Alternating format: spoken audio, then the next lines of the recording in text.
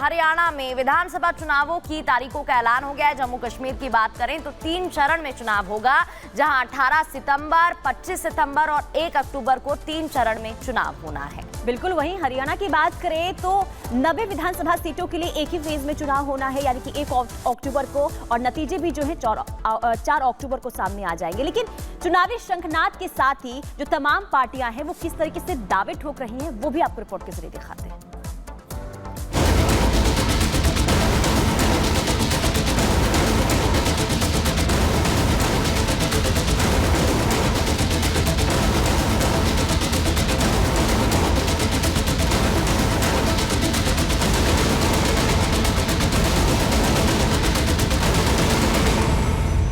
जम्मू कश्मीर और हरियाणा में विधानसभा चुनावों की तारीखों का ऐलान हो गया है। चुनाव आयोग ने हाल ही में दोनों राज्यों का दौरा भी किया था, लेकिन जम्मू कश्मीर में होने वाला विधानसभा चुनाव खास है। खास इसलिए क्योंकि घाटी में 10 साल बाद विधानसभा चुनाव होने वाले हैं। धारा 370 हटने के बाद चुनाव होंगे। जम्मू कश्मीर में जहां 3 चरणों में, तो वहीं हरियाणा में 1 चरण में मतदान होना है। दोनों राज्यों में नतीजे 4 अक्टूबर को जारी होंगे। बता दें कि जम्मू कश्मीर में 2018 में सरकार भंग हुई।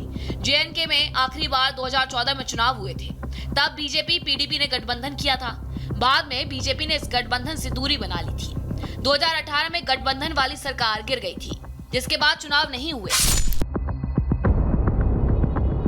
जम्मू कश्मीर में मतदाता सूची 20 अगस्त को जारी होगी। जम्मू कश्मीर में 3 चरणों में चुनाव होगा। जम्मू कश्मीर की 90 सीटों पर चुनाव। 18 सितंबर को पहले चरण का मतदान होना है। 25 सितंबर को दूसरे चरण का मतदान होगा। 1 अक्टूबर को तीसरे चरण का मतदान होगा। वहीं 4 अक्टूबर को चुनाव के नतीजे आएंगे। चुनाव आयोग के तारीखों के ऐलान करने के बाद अब सियासी दल भी अपना अपना दावा ठोक रहे हैं। जम्मू कश्मीर की जनता के दिल में मोदी साहब बसते हैं। यकीनन जम्मू कश्मीर में इन विधानसभा चुनावों में भारतीय जनता पार्टी की शानदार जीत होगी और जम्मू कश्मीर में भारतीय जनता पार्टी की सरकार बनेगी। जम्मू कश्मीर का अगला मुख्यमंत्री भारतीय जनता पार्टी का होगा। मैं सिर्फ इलेक्शन कमीशन से ये उम्मीद करूंगा, जो बहुत जरूरी है, कि लेवल प्लेइंग फील्ड सबको दें, सब पार्टीज को। ये नहीं कि एक को ज्यादा दे देंगे।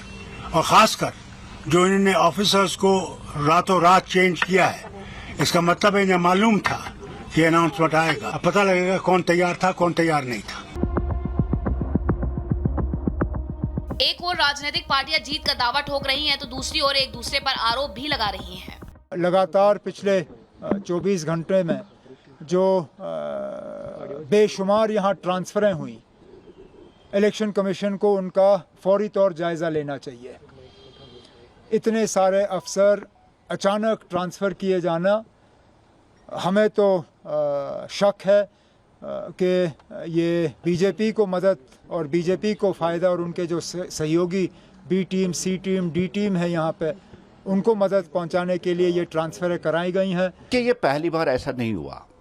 इलेक्शन जब किसी स्टेट में होता है या सेंटर में होता है, उससे पहले जिनका टाइम एक कॉन्स्टिट्यूंसी में 3 साल से ज़्यादा या 5 साल से ज़्यादा, उनकी ट्रांसफ़र होती है। ये कोई अजीब नहीं है कि आज पहली बार हुआ है।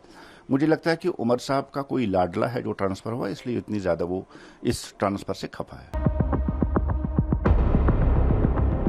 हरियाणा विधानसभा की भी 90 सीटों के लिए चुनाव आयोग ने तारीखों का ऐलान कर दिया है। हरियाणा की सभी 90 सीटों के लिए एक ही चरण में मतदान होगा। सभी 90 सीटों पर 1 अक्टूबर को मतदान होगा और नतीजे 4 अक्टूबर को आएंगे। 2019 चुनाव में बीजेपी जजपा ने साथ आकर सरकार बनाई थी। हालांकि इसी साल मार्च में दोनों पार्टियों का गठबंधन टूट गया था। दूसरी तरफ बीजेपी ने मनोहर लाल खट्टर को हटाकर नायाब सिंह सैनी को हरियाणा का मुख्यमंत्री बनाया था। आज हरियाणा की मिसाल दी जाती है कि हरियाणा ऐसे सुरक्षित शहरी प्रदेश इस पूरे देश के अंदर नहीं है।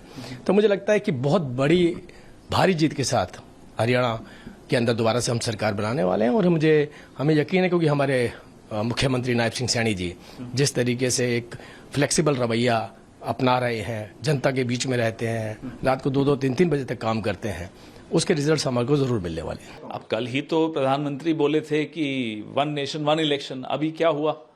ये तो अभी 2 ही राज्यों में करा पा रहे हैं, 4 में ही नहीं करा पा रहे इकट्ठा। तो ये कारण हमें नहीं समझ में आया। अब आज हारें या कल हारें, हार तो इनको निश्चित है इनके लिए। जाहिर है इस बार का चुनाव आसान नहीं रहने वाला। चाहे सत्ता पक्ष हो या विपक्ष, दोनों अपनी पूरी ताकत से चुनाव लड़ने की बात कह रहे हैं। हालांकि नतीजे तो 4 अक्टूबर को ही पता चलेंगे कि जनता ने किसे सर आंखों पर बिठाया है। Bureau report, Republic Bharat.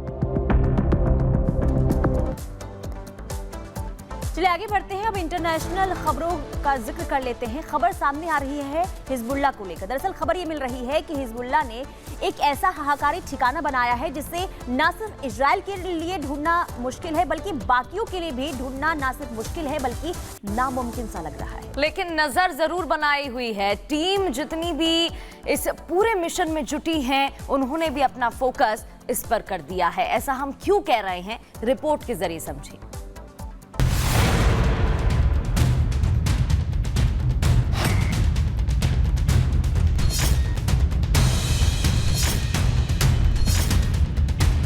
ये हिजबुल्लाह का तहखाना है।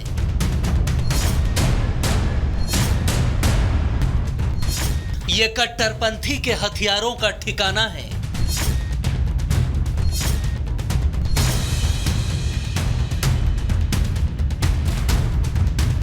दुनिया जो देखना चाहती थी, उस राज से रिपब्लिक भारत पर्दा उठा रहा है, क्योंकि आपकी टीवी स्क्रीन पर दिख रही ये बारूदी सुरंग कई देशों की नाक में दम करने वाले हिजबुल्लाह का वो तहखाना है जहां उसने अपने खतरनाक हथियारों का जखीरा छिपा कर रखा है। हथियारों की नुमाइश को अक्सर बेताब रहने वाला Hezbollah chief Nasrallah Hamas chief हानिये की मौत के बाद से बौखलाया हुआ है। ऐसे में चरमपंथी संगठन हिजबुल्लाह ने यह वीडियो जारी किया, जिसकी शुरुआत में एक बड़ी सुरंग दिख रही है, जिसमें बाइक सवार हिजबुल्लाह के लड़ाके आते हैं और आगे चलते जाते हैं। इन लड़ाकों के पीछे मिसाइल लॉन्चर से लैस ट्रक हैं। इस हाईटेक सुरंग में लाइटें लगी हैं, जिसमें दिखाई दे रहा है कैसे एक के बाद एक ट्रक गुजरते जाते हैं। मुख्य सुरंग से जुड़ी कई दूसरी सुरंगें भी दिखाई देती हैं। ट्रक एक जगह रुकता है जो जमीन के ऊपर खुलती हुई सुरंग है। यहाँ लॉन्चर तैयार होकर जमीन के बाहर की ओर निकलते हैं। हिजबुल्लाह की यह तैयारी इजराइल के लिए घातक साबित हो सकती है, क्योंकि हिजबुल्लाह इन सुरंगों से मिसाइल हमला करके दुश्मन के हर इलाके तक पहुंचने का मादा रखता है। हिजबुल्लाह से जुड़े न्यूज नेटवर्क अल मयादीन का दावा है कि यह सुरंगें और मिसाइलों का ठिकाना जमीन के अंदर बहुत गहराई तक है। दुश्मन की खुफिया एजेंसियां कंप्यूटर और बिजली से लैस इन सुरंगों का पता नहीं लगा सकती। तो क्या हिजबुल्लाह अब इजराइल के खिलाफ किसी बड़े हमले की प्लानिंग कर रहा है? ट्रेलर वाला वीडियो तो आ गया है, तो क्या धमाके की पिक्चर भी आएगी? Bureau report, Republic Bharat. और अब